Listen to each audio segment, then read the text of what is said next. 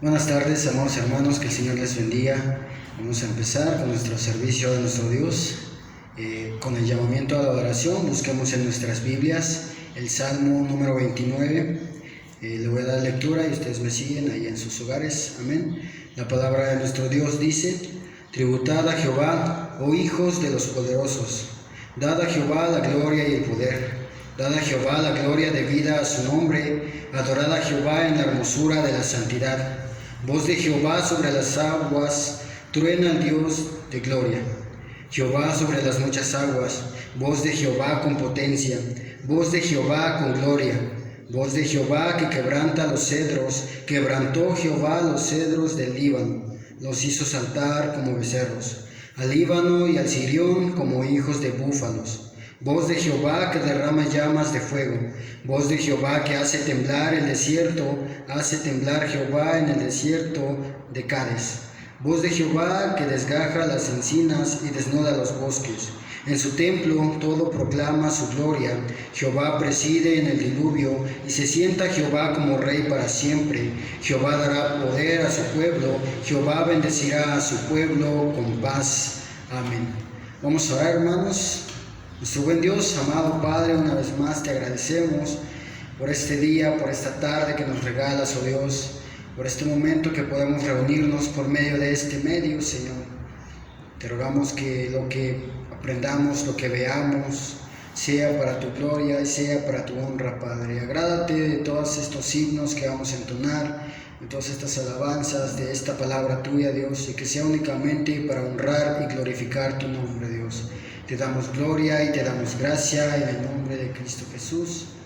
Amén.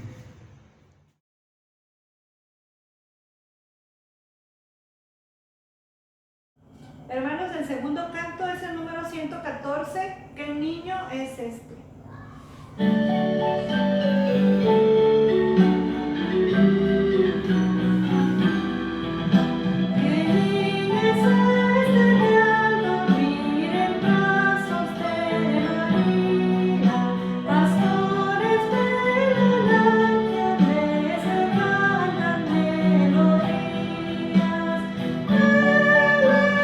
Cristo, el Rey Pastor, está en esta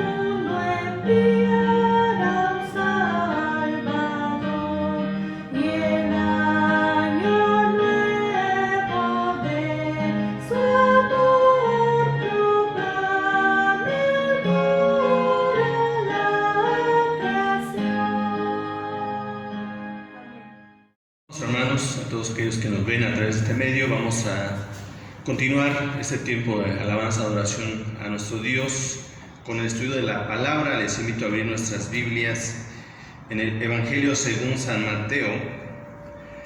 Evangelio según San Mateo, y vamos a darle lectura a los versículos 1 al 5. Mateo capítulo 7, versículos 1 al 5, dice así la palabra de Dios: No juzguéis para que no seáis juzgados, porque con el juicio con que juzgáis seréis juzgados, y con la medida con que medís os será medido. ¿Y por qué miras la paja que está en el ojo de tu hermano y no echas de ver la viga que está en tu propio ojo? ¿O cómo dirás a tu hermano: déjame sacar la paja de tu ojo, y he aquí la viga en el ojo tuyo? Hipócrita, saca primero la viga de tu propio ojo, y entonces verás bien para sacar la paja del ojo de tu hermano. Vamos a orar y pedir la dirección de Dios para meditar en esta hora en su palabra. Padre, te damos gracias en esta hora por tu palabra. Señor, te pido que nos enseñes en esta hora, en esta tarde, Señor, la importancia de perdonar, pero también la importancia, Señor, de buscar la restitución o la absolución de aquellos que nos han ofendido, Señor. En esta hora, gracias por tu palabra. Háblanos, Padre, en el nombre de Jesús. Amén. Continuamos en esta hora con el paso número 5 para cambiar la amargura en perdón. Sí, paso número 5, y el 5 es: distingue entre perdón y absolución. Perdón prácticamente es lo que nosotros podemos hacer y debemos hacer. Prácticamente no debemos pedir disculpas. Sí, solo Dios puede disculpar, puede quitar las culpas. Nosotros necesitamos aprender a pedir perdón. Sí, aprender a pedir perdón. Nosotros sí podemos perdonar, y el Señor nos manda a perdonar, porque si no perdonamos, estuvimos viendo el miércoles pasado, el Señor no nos va a perdonar a nosotros. ¿Sí? Así que tenemos que aprender eso, a perdonar. ¿Sí? A perdonar. Y vamos a ver la importancia de aprender a perdonar, y sobre todo tener ese espíritu de perdonador. Cuando perdonamos a nuestro ofensor, no lo estamos absolviendo. ¿Sí? Porque las dos cosas son independientes y tenemos que considerarlas en base a la palabra de Dios, en base a lo que Dios nos dice en su palabra. Pero cuando hablamos de perdón, el perdón tiene que ver con nuestra actitud hacia el ofensor. Por ejemplo, les había compartido esto. Hay quien dice: yo perdono, pero no olvido. Y a veces lo podríamos juzgar mal. Oye, si tú perdonaste, debes olvidar. Sí. Pero tristemente, como seres humanos, tendemos a recordar las cosas. Pero hay una diferencia entre recuerdo las cosas, pero ya no me afecta, a que recuerdo las cosas y me sigue afectando. Normalmente el perdón es: yo perdono y suelto. Recordemos que cuando nos negamos a perdonar a alguien que nos ha ofendido, estamos atados a esa persona, estamos atados a él, a ella. ¿Sí? Tal vez ya pasaron 1, 2, 3, 4, 5, 10 o 20 años y seguimos atados a esa persona. ¿Por qué? Porque no hemos querido soltarle. ¿De qué manera? Perdonando. Y hoy vamos a ver algo más grande que solo perdonar, y es buscar la absolución de nuestro ofensor. Es ir más allá. Es ir más allá. No solo yo te perdono, está bien, pero no quiero volverte a ver. ¿Sí? No. Cuán importante es la relación, la intimidad precisamente con esa persona. Y eso lo veremos el próximo miércoles, precisamente. Hoy vamos a ver solamente esta parte. El perdón tiene que ver con una actitud de nosotros hacia nuestro ofensor. Y algo muy importante. En Mateo capítulo 7, la lectura que vimos, ¿sí? Jesús nos dice acerca del juzgar a los demás. Dice, no os juzguéis para que no seáis juzgados. Realmente a veces somos buenos para juzgar a los demás.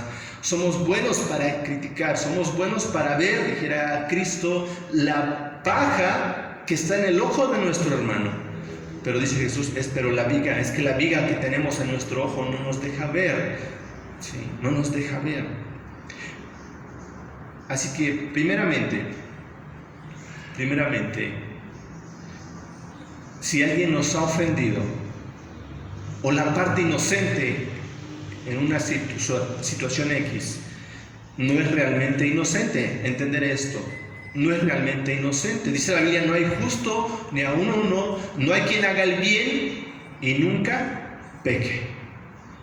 ¿Sí? Si alguien nos hizo algo, es porque nosotros hicimos, aunque sea lo mínimo. ¿Sí? A veces, no sé, andamos o hay quienes vienen no sé, al templo o a la casa o X, pero no vienen en un estado de ánimo para soportar tal vez, no sé, un relajo, una palabra sarcástica, y se toma muy a pecho. Y algo sencillo se hace grande. ¿Sí? Algo sencillo se hace grande. Y de pronto la persona se ofende, ¿sí? Y empieza tal vez a no ver su culpa, sino a ver la culpa del otro. Es que él dijo esto, ¿sí? Pero no nos damos cuenta que nosotros íbamos con una actitud diferente, un sentir diferente, y hizo que viéramos las cosas de manera que no eran, ¿sí? Así que entender algo importante. Finalmente, cuando vamos a tratar un asunto contra nuestro ofensor, necesitamos pensar, yo también hice algo tal vez que no estuvo de acuerdo, tal vez yo le ofendí, ¿sí? Pensar, considerar esta parte primero, ¿sí? Delante de Dios, pues realmente no somos perfectos, cometemos errores, y Mateo nos habla acerca de que la parte ofendida debe ser consciente también, o debemos ser conscientes también acerca de nuestro pecado. Porque a veces pensamos o creemos que nosotros no hacemos nada y no hicimos nada, y que fue la otra parte en la que nos ofendió. Pero normalmente alguien reacciona hacia algo. Así que en Mateo aquí Jesús nos está diciendo que primeramente veamos nuestro yo, qué parte estamos mal, qué parte contribuimos para que la persona actuara con nosotros o de esa manera. Y podemos correctamente hablar de la parte inocente, pero aún la parte inocente no está libre de pecado. Y tendemos a minimizar nuestros defectos y a extremar los de la otra persona. La verdadera humildad reconoce su propia debilidad y necesidad de la gracia de Dios. Es interesante que nuestro Señor nos dice que nos saquemos primero, que dice, la paja o la viga que está en nuestro propio ojo, para después ir con nuestro hermano. Pensando en esto, al final yo no soy inocente, también contribuí contra alguien, ¿sí? Por ejemplo, si entre matrimonios hay un conflicto, no podemos decir es que yo no hice nada. No, tal vez dije una palabra no correcta, tal vez hice un gesto desagradable y eso causó un conflicto. Y entender eso, la humildad es entender, bueno, yo también fallé, ¿sí? Por eso Cristo dijo que saquemos primero la viga que está en nuestro propio ojo. ¿Qué nos quiere enseñar? Nos enseña que aunque en algún conflicto no tengamos la culpa, por ejemplo, no sé, en un divorcio, en una pelea, esto no implica que estamos libres de pecado, porque tal vez no hicimos gran cosa, pero igual hemos pecado y pecamos de diferentes maneras. Y debemos ser conscientes de cuánto Dios nos ha perdonado. Y dice la palabra que así como Dios nos perdonó a nosotros, debemos perdonar a los demás. ¿Sí?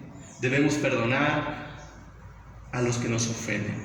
Así que necesitamos considerar nuestra parte dentro de los conflictos. Y eso tiene que cambiar la perspectiva del que nos ofende o del que ha sido ofendido, considerar mi parte. Cuando yo veo mi parte también, ya no le echo la culpa a la otra parte. También digo, bueno, también contribuí a que mi hermano o mi hermana se molestara conmigo. Sí. Así que el Señor, ¿cuántas veces no nos ha perdonado? Pensar en el día. Sí. Primera de Juan 1:8 dice, si decimos que no hemos pecado, le hacemos a Él mentiroso y su palabra no está en nosotros. Así que si hacemos cuentas delante de Dios, que debemos continuamente estar a cuentas con Dios, a cada momento estar a cuentas con Dios, día por día, ¿cuánto nos tiene que perdonar nuestro Señor? ¿Cuántos pecados nos tiene que perdonar al día nuestro Señor? Y nosotros a veces no podemos perdonar ni una falta a aquel que nos ha ofendido. Y dice Cristo, si 70 veces viene tu hermano contra ti a decirte, oye, perdóname, perdónale. Y cuando habla de 70, está hablando de un número infinito. ¿Sí? Un número infinito. Y Él nos perdona cuando le pedimos perdón. Y nos perdona por causa de Cristo. Porque Él ya pagó por nosotros.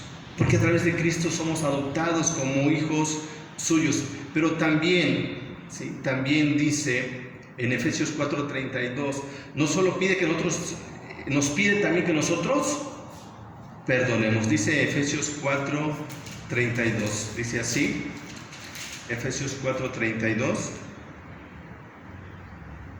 antes sed benignos unos con otros, misericordiosos, perdonándoos unos a otros, dice, como Dios también os perdonó a vosotros en Cristo.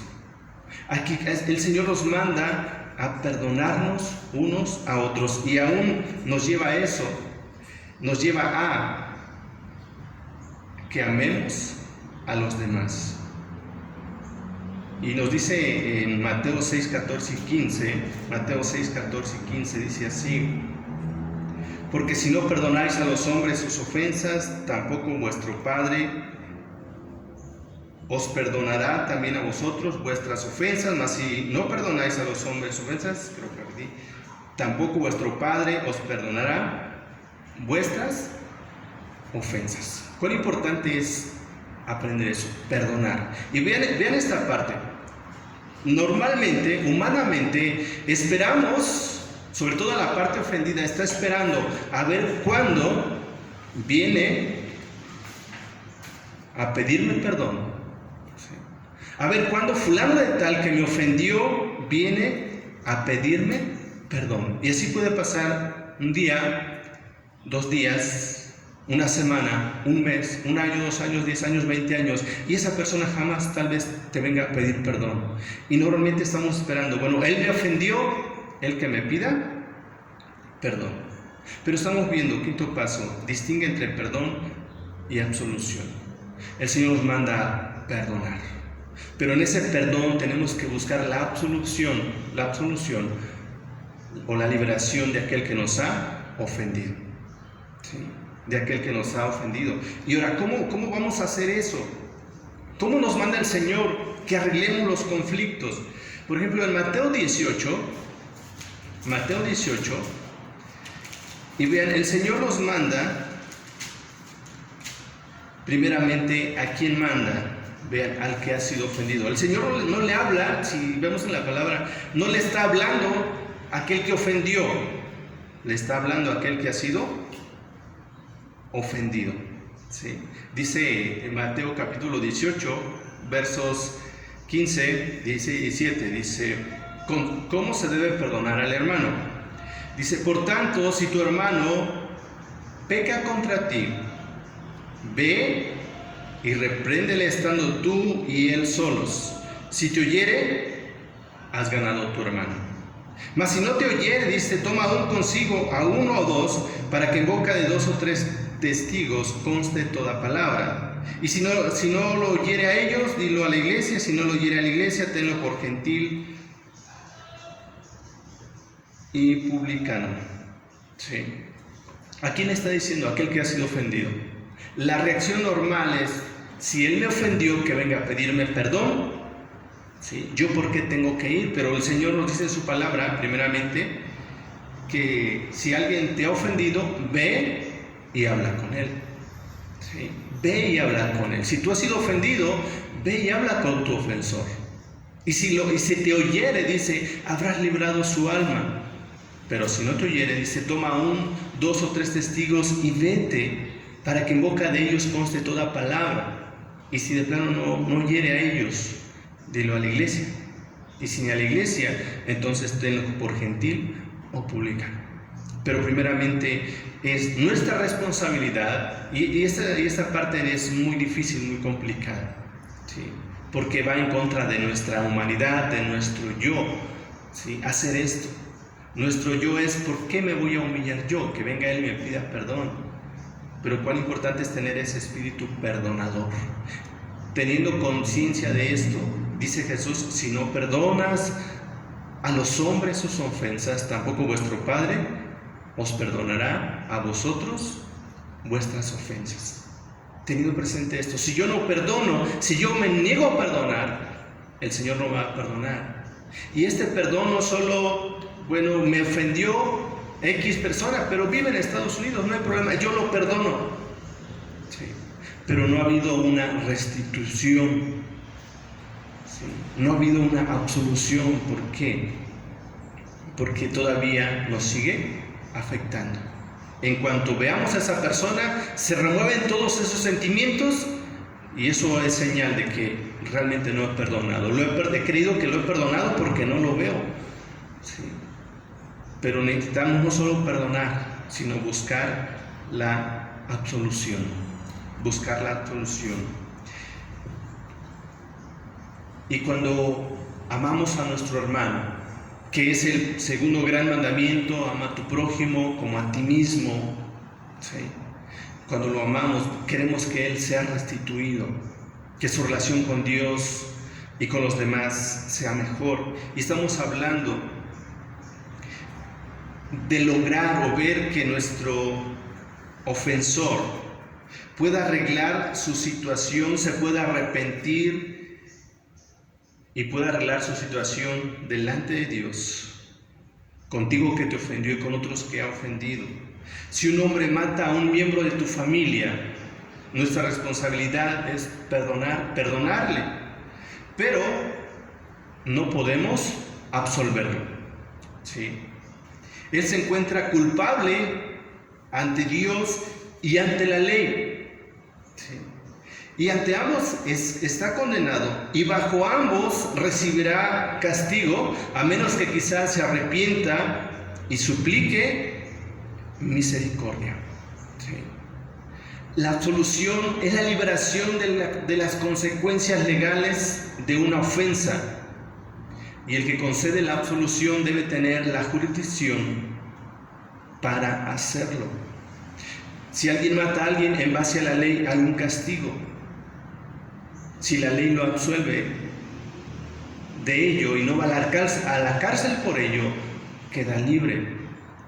Si alguien mata a alguien, ha pecado contra Dios y es culpable delante de Dios. Pero si pide perdón a Dios, Él lo absuelve, le perdona y lo limpia, ¿sí? Y debemos buscar esa parte.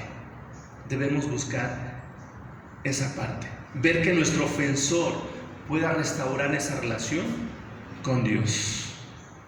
Pero a veces nos negamos nosotros a ello. ¿Por qué? De repente llega a nuestra vida o llegamos a pensar, o lo más terrible, ¿no? Que nos amargamos, nos enojamos contra alguien y le deseamos lo peor. Veíamos el miércoles pasado, ¿qué estamos haciendo? Y quedó la pregunta así, ¿qué estás haciendo para matar a tu hermano?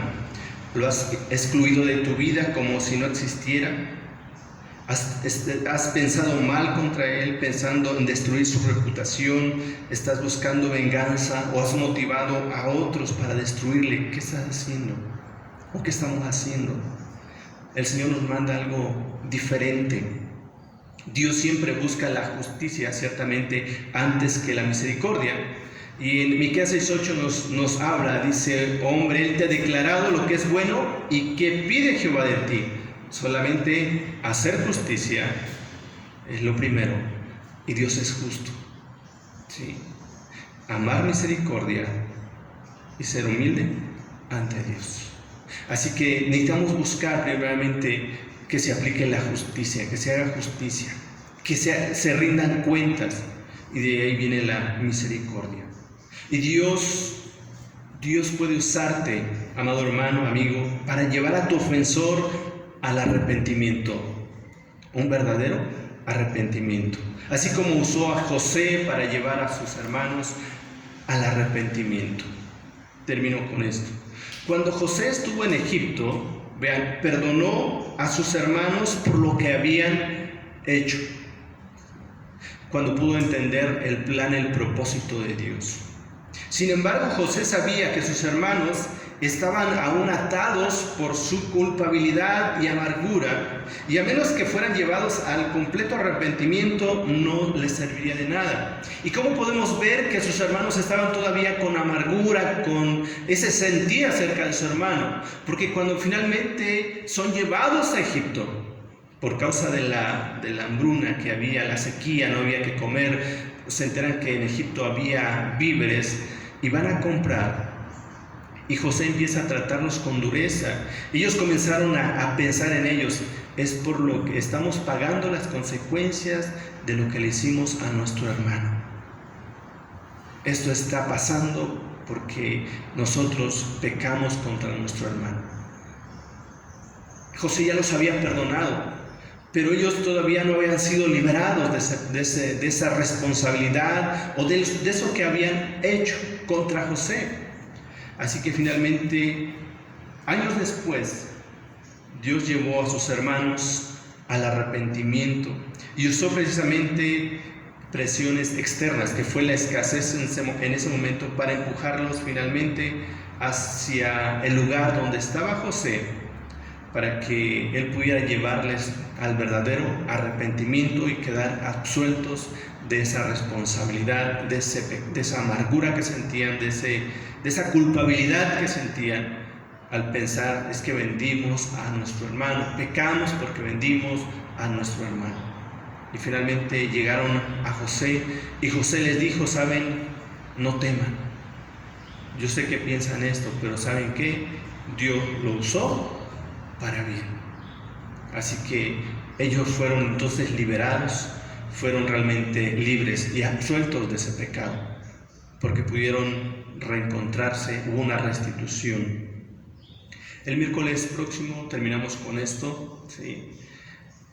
Y es poder invertir, ir más allá, buscar la absolución de nuestro ofensor, pero ir más allá, ¿sí? Y no es fácil. Por eso Cristo dijo: sin mí nada podéis hacer. Sin mí nada podéis hacer. Necesitamos de la gracia de Dios, la misericordia de Dios, de su misericordia, y poder tener también nosotros esa misericordia para con los demás. Por ejemplo, aquel que nos ha ofendido tiene grande cuenta delante de Dios, puedo pensar, porque no solo tal vez nos ha ofendido a nosotros, sino nos ha ofendido a más personas. Así que delante de Dios está en problemas, está metido en problemas, y tú, amigo, hermano, puedes ayudarle. Dice la palabra de Dios: si te oyere, habrás librado su alma. Piensa en eso. A veces lo que hacemos es: ojalá le vaya mal, ojalá y esto, ojalá y el otro. No, necesitamos buscar la restauración, la absolución de nuestro hermano, que Dios lo perdone. No solo que reciba nuestro perdón, sino también el perdón de Dios. Porque el Señor no nos llamó a ira, sino alcanzar misericordia, hallar misericordia. La ira del hombre no obra la justicia de Dios, así que sexto paso para cambiar la amargura en perdón: distingue entre perdón y absolución. Nosotros podemos perdonar, la absolución solo de Dios, pero necesitamos llevar a nuestro ofensor a ese punto que él pueda ser absuelto delante de Dios al reconocer su pecado, reconocer su falta. Vamos a orar. Padre, te damos gracias en esta tarde. Gracias, Señor. Te pido que nos ayudes a amar como tú quieres que amemos, como tú nos mandas a amar a aquellos que nos hacen mal, a nuestros enemigos, a aquellos que nos ofenden, a aquellos que nos ultrajan, Señor. Te pido que nos ayudes y sobre todo a no solo amar, sino a desearles el bien y a buscar el bien de ellos, Padre. Ayúdanos a obedecer tu palabra, Padre, en el nombre de Jesús. Amén. Hermanos, como himno de respuesta al mensaje, vamos a entonar el número 105, si fui motivo de dolor, Señor.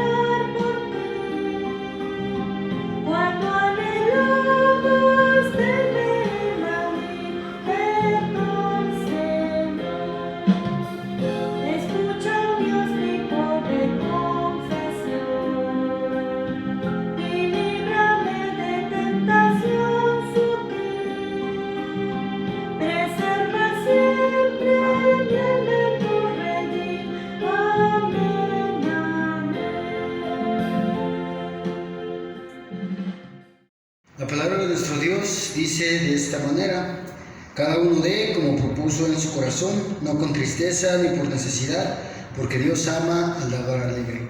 Hermanos, recordemos que otra forma de alabar a nuestro Dios es por medio de las ofrendas, así que alabémosle de esta manera.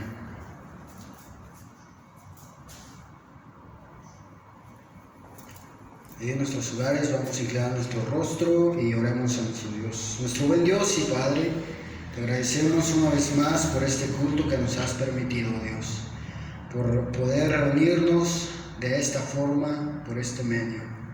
Padre, te agradecemos por estas ofrendas que se han levantado. Te rogamos que tú las bendigas, que tú las multipliques, que sean usadas para tu obra, oh Dios.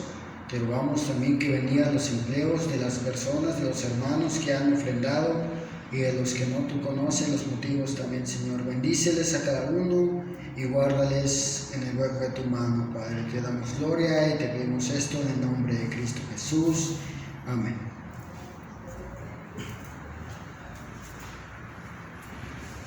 Vamos a orar, mis amados hermanos, y invitándoles a estar orando por nuestra actividad de este día 24, porque Dios nos guarde, e invitándoles a estar con nosotros, tomando las medidas necesarias, y si somos vulnerables tal vez a contagios, pues guardémonos, quedémonos en casa, mis amados hermanos, y pues los que podamos, pues aquí estamos, hermanos. Vamos a orar y darle la gloria a Dios y la honra que se merece. Vamos a orar. Padre, gracias en esta hora.